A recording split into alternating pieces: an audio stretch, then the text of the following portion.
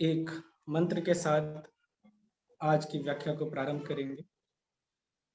योगेन चित्तस्य पदेन वाचां मलं शरीरस्य च वैदकेन योपाकरोत्तं परं मुनीनां पतञ्जलिं प्राञ्जलिरानतोऽस्मि। पतंजलिं प्राञ्जलिरानतोऽस्मि। क्योंकि आज का वक्तव्य अष्टांग योग का है, तो महर्षि पतंजलि को नमन करना सबसे पहला मैंने सोचा कि आज का जो विषय हमारा अष्टांग योग एक वरदान, इस विषय को प्रारंभ करने से पूर्व मैं थोड़ा सा प्रकाश डालना चाहूंगा। योग और आज के समय में जो हम जानते हैं जिस शब्द को योगा, दोनों में थोड़ा सा अंतर है, उसके बारे में थोड़ा सा समझते हैं। योग क्या है और योगा क्या है। योग भारतीय संस्कृति की प्राचीन देन है, और योगा जो है वो जैसे जैसे समय कालखंड बदलता रहा और जैसे जैसे कालखंड बदलता रहा, योग जो है वो योगा हो गया। जैसे आज के समय में लोग अगर कहें कि आप हल्दी वाला दूध पीजिए, तो लोग हल्दी वाले दूध को आज नकार देते हैं। अगर वहीं जब ये विदेशों से घूम करके ये टर्मरिक लाटे बन करके आ जाएगा, तो लोग जो है इसको बड़े ही चाव के साथ इसका आनंद लेंगे, कहेंगे कि हाँ जी हम टर्मरिक लाटे ले रहे हैं। तब हल्दी वाले दूध का उनको महत्व समझ में आएगा। जैसे योग जब योगा बन गया, विदेशों से जब विदेशी लोगों ने जब योग को अपना लिया, तब लोगों ने योग की महत्वता को समझा और उसको योगा के रूप में एक सब लोगों के सामने प्रस्तुत किया। तो योग और योगा में अंतर है, ये हमने जाना। आवाज बंद हो गई है जी। मेरी आवाज नहीं आ रही है? आ रही है बेटा, आ रही है, जी जी आ रही है। तो अलग अलग जो हमारे ग्रंथ हैं, उन ग्रंथों में योग के परिभाषा, उसके प्रमाण मिलते हैं।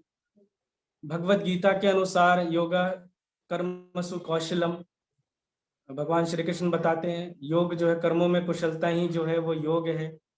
भगवत गीता में ही एक जगह और परिभाषा आती है, योगस्थ कुरु कर्माणि संगम तत्वा धनंजय सिद्ध सिद्धो समो भूत्वा समत्वम योग उच्यते। यानी कि यदि सुख हो या दुख हो, दोनों स्थितियों में अगर हम सम हो जाते हैं, एक भाव हो जाते हैं, तो उस स्थिति का नाम जो है वो योग है। ऐसे ही घिरण्य संहिता के रचयिता महर्षि घिरण्य कहते हैं, शोधनम दृढ़ता च स्थिरम धैर्यम च लाघवम प्रत्यक्षम च निर्लिप्तम घटस्थ सप्त साधन। वो इस शरीर को एक घड़े के समान बताते हैं और कहते हैं कि यदि हम किसी कच्चे घड़े में जो गीला मिट्टी का जो घड़ा है, अगर उसको बना के उसमें हम कोई चीज अगर रखना चाहेंगे तो वो नहीं टिक सकती, उसको अग्नि में तपाना पड़ता है। उसी तरीके से यदि हम अपने इस शरीर रूपी, इस घड़े रूपी शरीर को अगर योग की अग्नि में तपा देंगे, तो हमारा जो शरीर है वो भी बहुत अच्छा हो जाए। अलग अलग कालखंड में अलग अलग लोगों ने, अलग अलग महर्षियों ने, लोग सबने जो है योग की परिभाषाएं दी, लेकिन जो आज के समय में भी जो सटीक है वो महर्षि पतंजलि द्वारा प्रतिपादित योग दर्शन के अंदर जो योग सूत्र 195 सूत्र बताए गए हैं, उसमें उन्होंने बताया है योगस्य चित्त वृत्ति निरोधा। योग जो है वो चित्त की वृत्तियों का निरोध हो जाना जो है वो योग कहलाता है।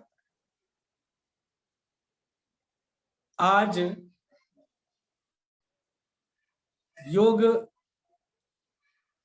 दर्शन के अंदर हम लोग अष्टांग योग के बारे में जाने कि अष्टांग योग आखिर क्या है। महर्षि पतंजलि जी ने योग दर्शन, जो भारतीय षड दर्शन है, 6 दर्शन है, वो सभी दर्शनों के अंदर एक जो दर्शन है वो योग दर्शन है।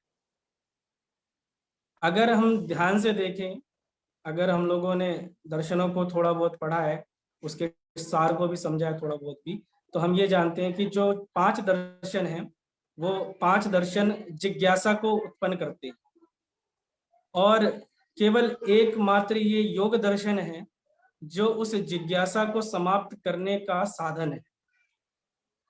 जिज्ञासा को समाप्त करने का साधन योग है, क्योंकि योग जो है एक अनुशासन है, अपने अंदर उतारने की एक कला है। योग को हम प्रैक्टिकल हम अपने जीवन में उतार सकते हैं। योग केवल सिर्फ आप अगर सोचे सिर्फ ग्रंथों को अध्ययन कर लेना ही नहीं होता। योग जो है व्यवहारिक ज्ञान है, उसको हमें ग्रहण करना पड़ेगा, अपने जीवन में उतारना पड़ेगा। अष्टांग योग आज के समय में भी बहुत कारगर है। जिस समय में महर्षि पतंजलि जी ने अष्टांग योग की परिकल्पना दी थी, उस समय से लेकर के आज वर्तमान परिस्थितियों में भी अष्टांग योग जो है बिल्कुल सटीक है। उसके द्वारा बताई गई सारी चीजें हमारे आज के समय से भी जुड़ती हैं। अष्टांग योग जो है 8 होते हैं: यम, नियम, आसन, प्राणायाम, प्रत्याहार, धारणा, ध्यान, समाधि।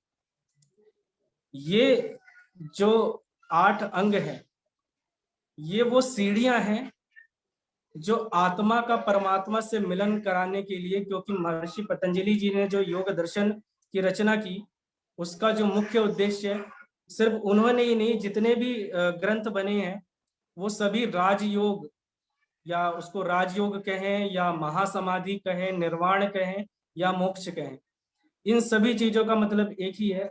तो राजयोग को हम यहाँ पर समझते हैं या कैवल्य को समझते हैं कि यम, नियम, आसन, प्राणायाम, प्रत्याहार, धारणा, ध्यान, समाधि, इन 8 सीढ़ियों को पार करने के बाद जो है एक आत्मा का परमात्मा से मिलन हो जाता है।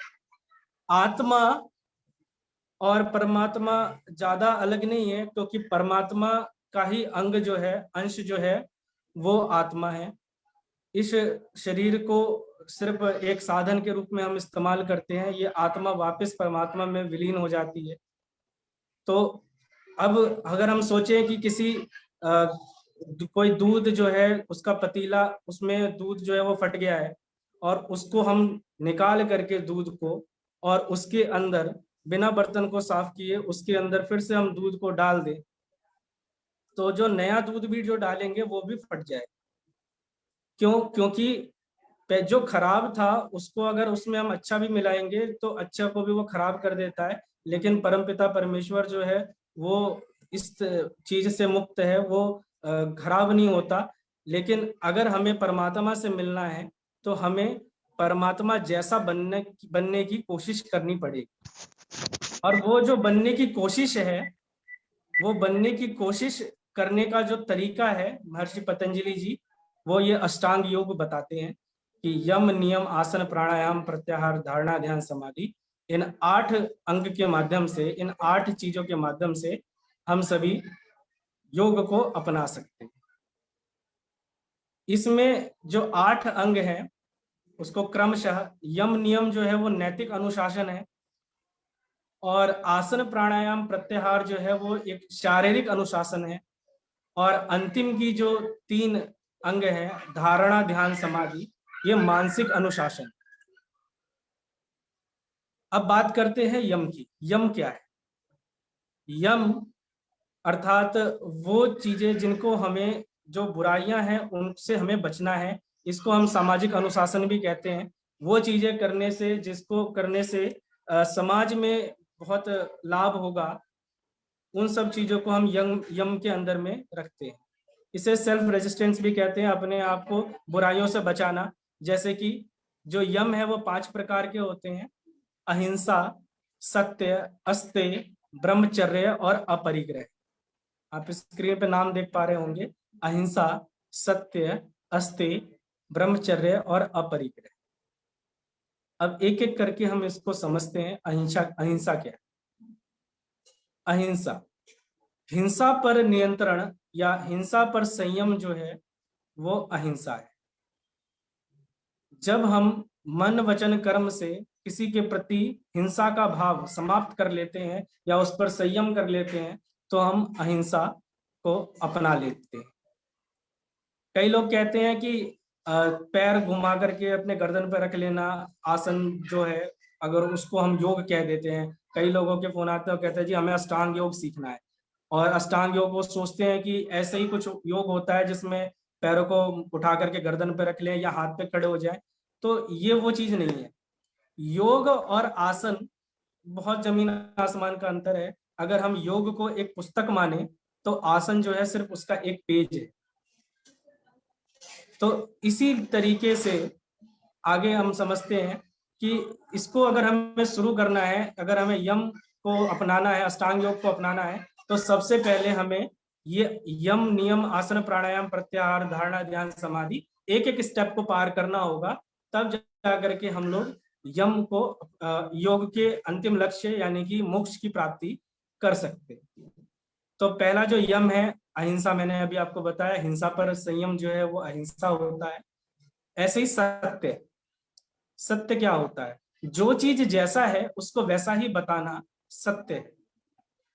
यानी जो चीज जैसा दिख रहा है उसको हूबहू उसी तरीके से बताना, उसमें जरा सा भी आपने अगर झूठ मिला दिया तो वो झूठ ही हो जाएगा, वो बिल्कुल भी सत्य नहीं रहा।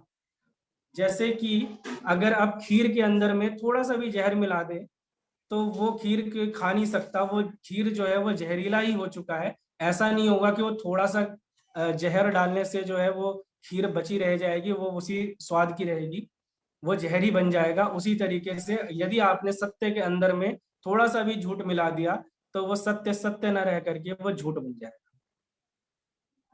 अगला जो यम है वो है अस्तेय। अस्तेय का मतलब, स्तेय का मतलब होता है चोरी करना और अस्तेय का मतलब होता है चोरी ना करना।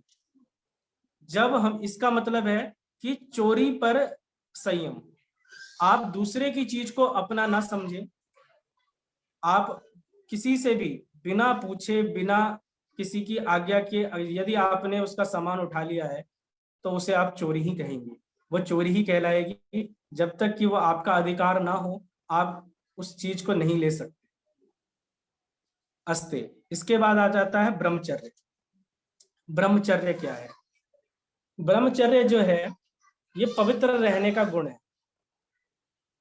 योग के आधारभूत स्तंभों में से एक है ब्रह्मचर्य, जिसका अर्थ होता है सात्विक जीवन जीना, शुभ विचारों से अपने वीर्य की रक्षण करना, ईश्वर का ध्यान करना और विद्या ग्रहण करना। सामान्यतः कह सकते हैं कि उपरोक्त जो जितने भी ज्ञान थे उन सभी ज्ञान की प्राप्ति में जो रुकावट है उससे दूर रहना ब्रह्मचर्य है।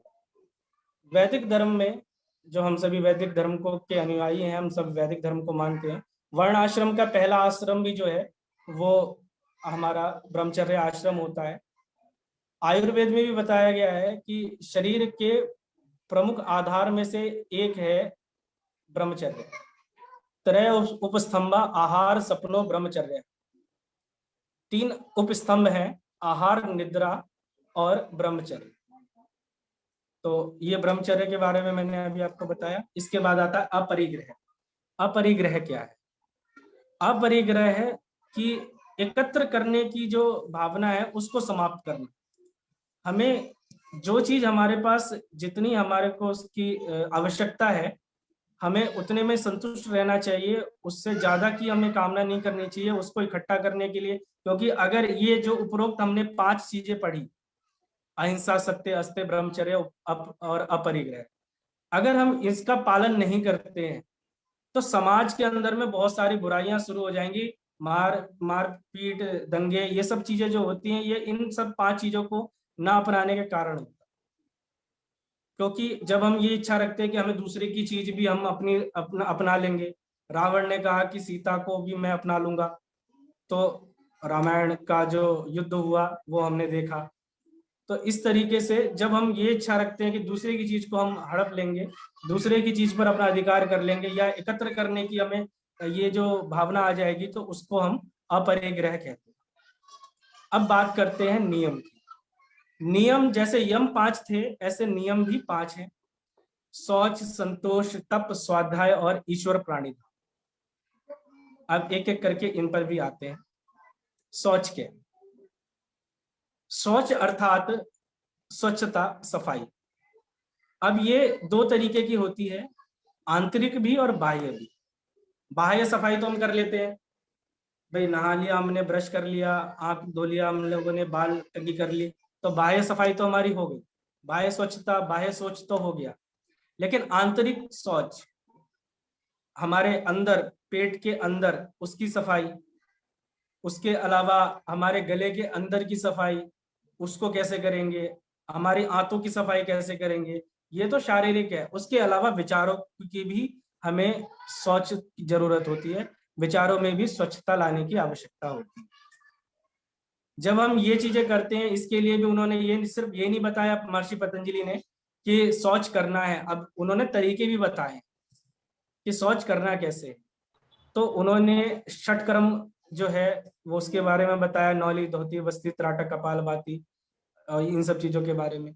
तो इससे जो है हम शौच कर सकते हैं, अपने अंदरूनी अंगों की सफाई कर सकते हैं, बाह्य सफाई हम लोग सभी जानते हैं। और विचारों की शुद्धता जो है वो जब हम ब्रह्मचर्य का पालन करेंगे तो विचारों में भी शुद्धता अपने आप आ जाएगी। फिर अगली जो हमारा जो नियम है वो है संतोष। संतोष क्या है? जो प्राप्त है वो पर्याप्त है, जितना मिल जाए उतने में संतुष्ट हो जाना, लेकिन पूर्ण पुरुषार्थ के साथ। कई बार मैं स्कूल में बच्चों को बताता हूँ संतोष के बारे में, तो बच्चे से मैं कहता हूँ कि बेटा जितना प्राप्त हो जाए उतना पर्याप्त होना चाहिए आपके लिए, उसे संतोष कहेंगे। तो बच्चे सोचते हैं कि भाई 0 मिल गया हमें पेपर में, क्योंकि जो प्राप्त है वो पर्याप्त है। आपने कहा था गुरुजी कि जब 0 मिल जाएगा तो भी आप खुश रहो, संतोष रखो उसके ऊपर में।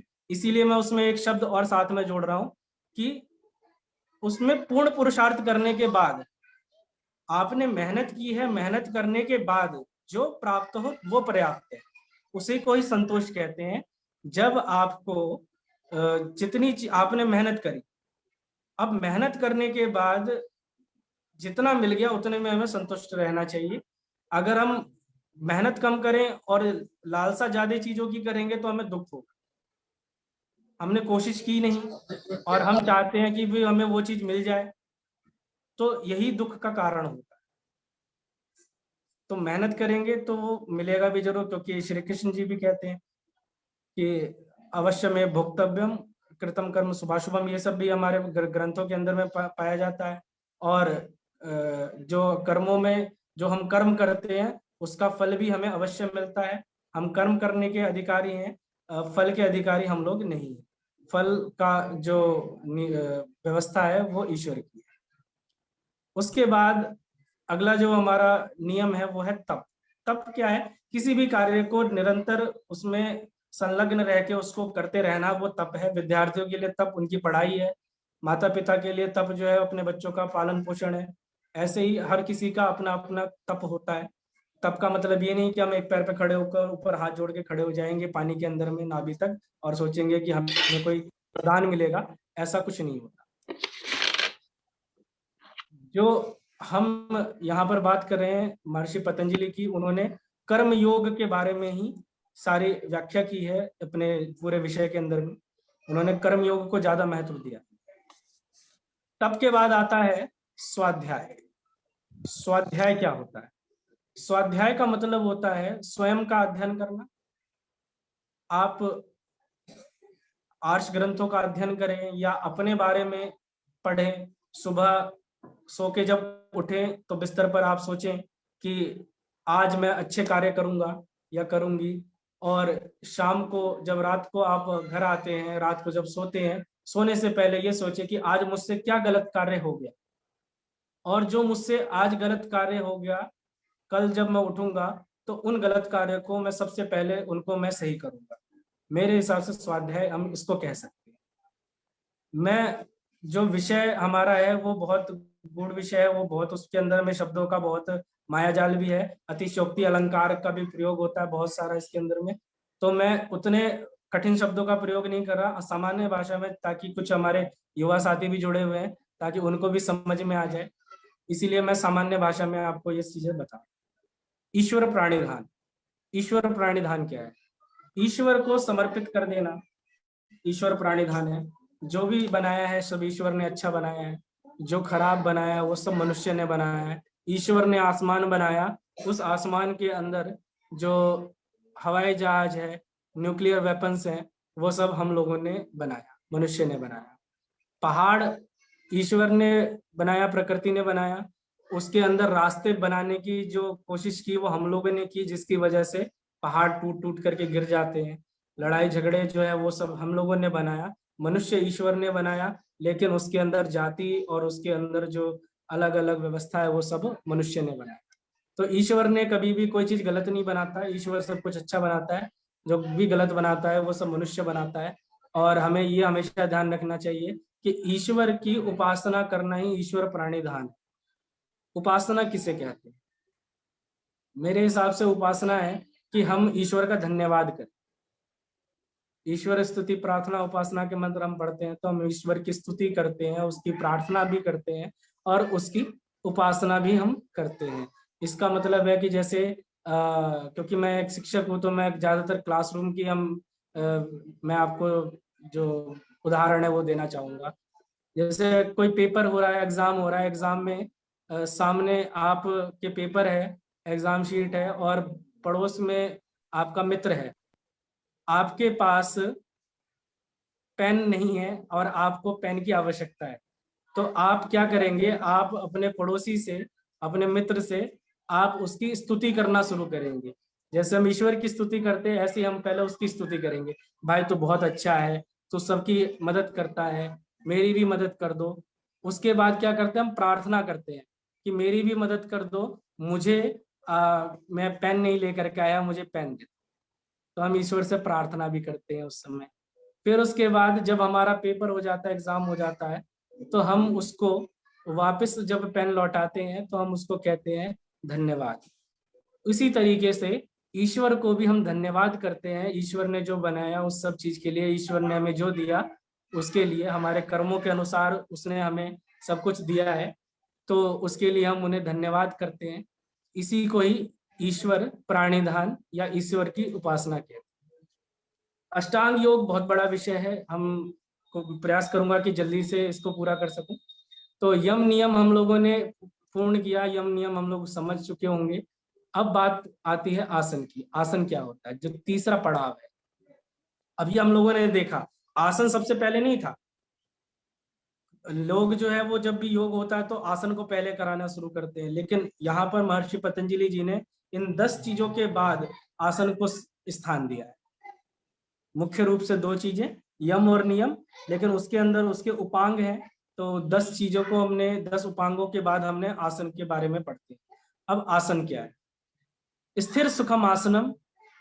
महर्षि पतंजलि कहते हैं स्थिर सुखम आसनम, सुख पूर्वक स्थिरता से बैठने का नाम आसन। योग शास्त्रों की परंपरा के अंदर के 84 लाख हम योनियां जानते हैं कि 84 लाख प्रकार के जीव जंतु बनते हैं। तो उतने जितने जीव जंतु बनते हैं उतने प्रकार के आसन बताया गया ग्रंथों के अंदर में, विभिन्न ग्रंथों के अंदर में। हम यहाँ पर कंट्रोवर्सी में नहीं फंसेंगे कि किसने क्या कहा नहीं कहा, हम सिर्फ वो बात कर रहे हैं कि योग क्या है, आसन क्या है उसके अंदर में। इन 84 लाख आसनों में से 84 आसनों को प्रमुख जो है वो बताया गया। उसके बाद उसमें से भी वर्तमान में 32 आसनों को हमने मुख्य दिया है, मुख्यता दी है कि ये 32 आसन जो है ये मुख्य है। आसनों से शारीरिक, मानसिक और आध्यात्मिक रूप से स्वास्थ्य लाभ होता है, उपचार होता है और हमारे शरीर का विकास होता है। हम ये भी कह सकते हैं कि यो आसन जो है वो 3 प्रकार के होते हैं। आपका ध्यानात्मक आसन होते हैं। वर्गीकरण अगर हम कर दें इन 84 लाख आसनों का या 84 आसनों का, 32 आसनों का, तो 3 श्रेणियों में हम इसको विभाजित कर सकते हैं। एक हो गया हमारा ध्यानात्मक आसन, एक हो गया हमारा विश्रामात्मक आसन, एक हो गया शरीर संवर्धनात्मक आसन। पहला आसन है ध्यानात्मक आसन, जिसमें हम ध्यान लगा करके अपने ध्यान को हम मजबूत करने की कोशिश करते हैं, जैसे कि पद्मासन, सुखासन, स्वास्तिकासन, ये सारे आसन जो है हमारा ध्यानात्मक आसन में आ जाता है। वहीं अगर हम बात करें विश्रामात्मक आसन की, तो 2 तरीके के विश्रामात्मक आसन है हमारे पास। जो पहला है हमारा शवासन और दूसरा है मकर आसन, और बाकी जितने भी आसन बचे उन सभी को हम शरीर के संवर्धनात्मक आसन के रूप में हम जानते हैं। आसन के विषय में हम इतना ही रखते हैं, आगे चलते हैं। प्राणायाम। प्राणायाम जो है ये चौथा अंग है अष्टांग योग का।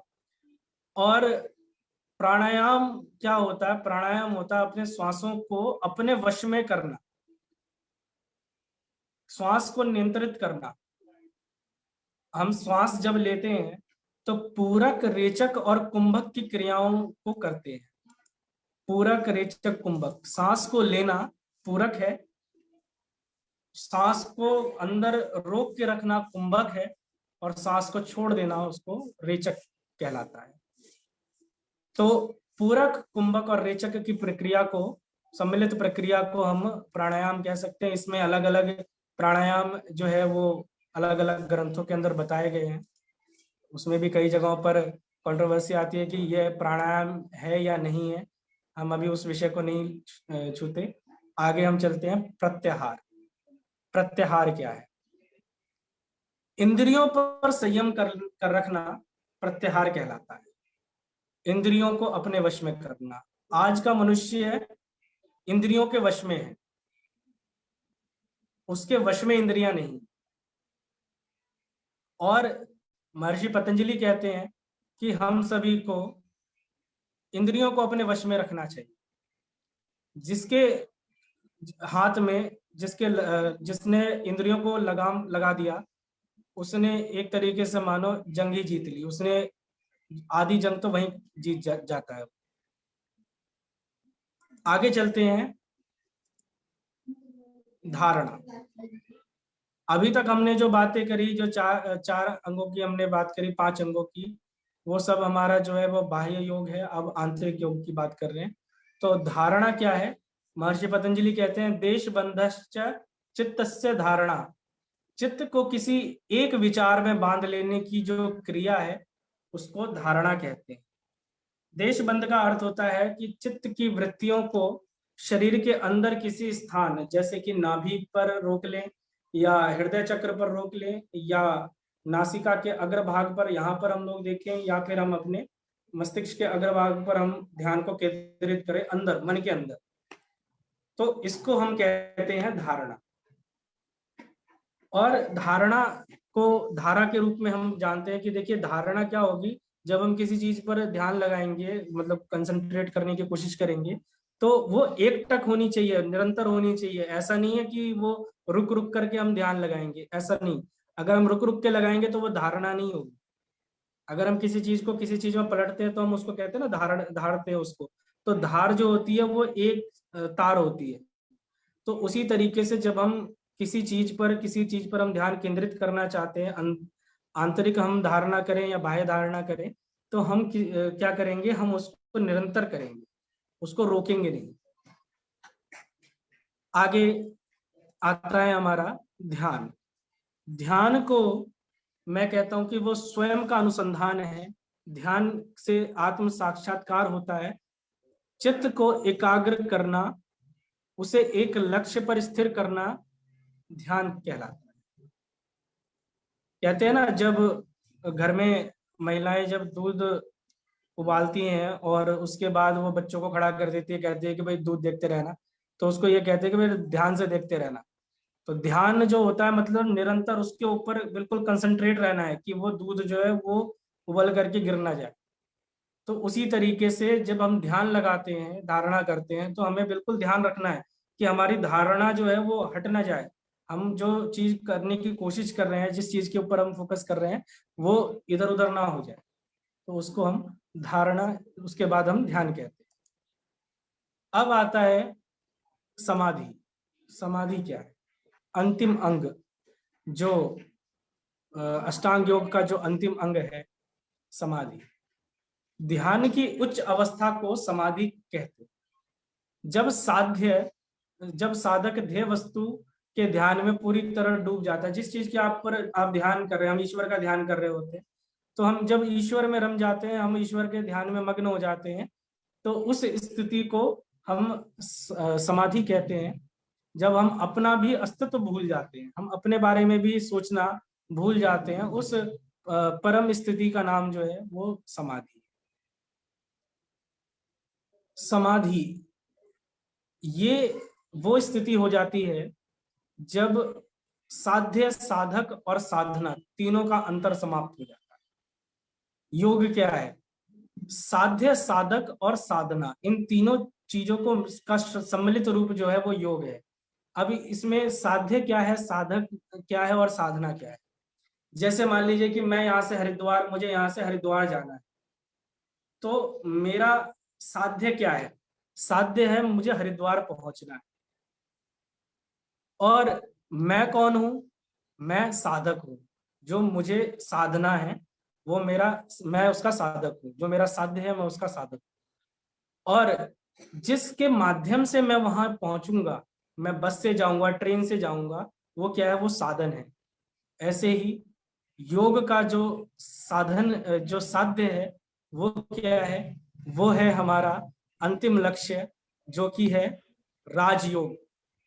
राजयोग की जो प्राप्ति होती है, मोक्ष प्राप्त करना, उसको हम, हमारा योग का हम साध्य मानते हैं। ये सभी ग्रंथों में, चाहे वो हठ योग हो, हठ योग प्रदीपिका हो, धिरण्ड संहिता हो, या भगवत गीता है, और महर्षि पतंजलि द्वारा प्रतिपादित ये योग दर्शन है, ये सभी जो है ये एक ही चीज को बताते हैं कि हमारा अंतिम लक्ष्य जो है वो राजयोग है, या उसको हम कहते हैं महासमाधि है, निर्वाण है, या वो मोक्ष है, कैवल्य है।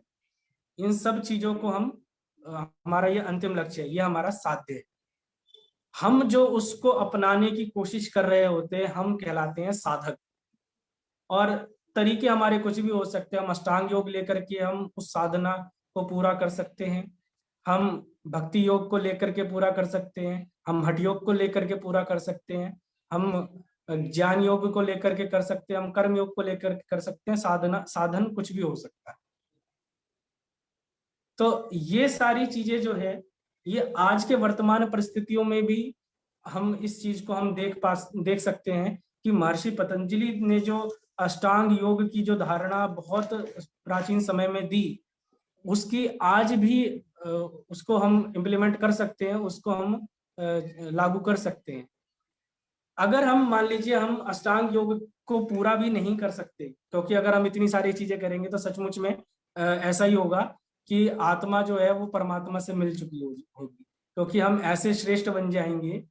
अगर ये जितनी चीजें हमने अभी पढ़ी, हम लोगों ने इतनी सब चीजें जानी, अगर इनमें से अगर हमने सारी चीजों को मान लिया, सब चीजें करने लग जाए, तो ऐसा होगा कि हम जो है परमात्मा जैसा बन जाएंगे। और जब परमात्मा जैसा बन जाएंगे तो हम आत्मा का परमात्मा से मिलन हो जाएगा। तो वहां पर योग की जो अंतिम जो परिभाषा है, आत्मा का परमात्मा से मिलन, वो पूरा हो जाता है। तो लेकिन आज जो समय है, क्योंकि हम लोग सिर्फ एक चीज को रिप्लेस करके हम ये नहीं कह सकते कि हम जो है अपने जीवन को बहुत उच्च उच्च बना लेंगे। तो आज के जो व्यस्त समय है उसके अंदर, यदि हम इस अष्टांग योग के, चाहे हम एक उपांग को भी हम ले लें, चाहे हम यम के सत्य को ले लें केवल, तो यदि हम सिर्फ सत्य को ले लेते हैं तो भी हमारा जीवन श्रेष्ठ हो जाए।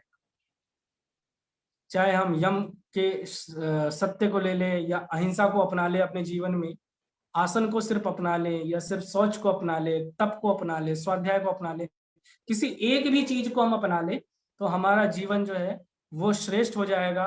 महर्षि पतंजलि ने जो ये योग सूत्र के रूप में, अष्टांग योग के रूप में जो वरदान मनुष्य जाति को दिया है, वो सचमुच में किसी वरदान से कम नहीं है। उन्होंने जो भी चीजें बताई, वो सब चीजें आज भी वास्तविक वर्तमान संदर्भ में भी वो सब चीजें आती हैं। अंत में सिर्फ एक इतना कहूंगा कि जब हम ईश्वर को, क्योंकि इन सब चीजों का अंतिम लक्ष्य ईश्वर ही है, हम योग को अपनाते हैं ईश्वर से मिलन करने के लिए। जब हम ईश्वर को अपना सखा मान लेते हैं, ईश्वर को अपना साथी बना लेते हैं, तो हम योग की जो धारणा है, जो योग का अंतिम लक्ष्य है राजयोग, हम उसको पा लेते हैं। अंत में कुछ पंक्तियों के साथ मैं अपने इस वक्तव्य को समाप्त करूंगा। आओ साथी बनाए भगवान को, वही दूर करेगा अज्ञान को। आओ साथी बनाए भगवान को, वही दूर करेगा अज्ञान को। कल्याण मंत्र के साथ इस वक्तव्य को समाप्त करता हूँ। सर्वे भवन्तु सुखिनः, सर्वे सन्तु निरामया, सर्वे भद्राणि पश्यन्तु, मा कश्चित् दुःखभाग् भवेत्। ओम शांति शांति शांति। ओम। आप सभी ने बड़े ध्यान से सुना, उसके लिए आप सभी का बहुत बहुत धन्यवाद।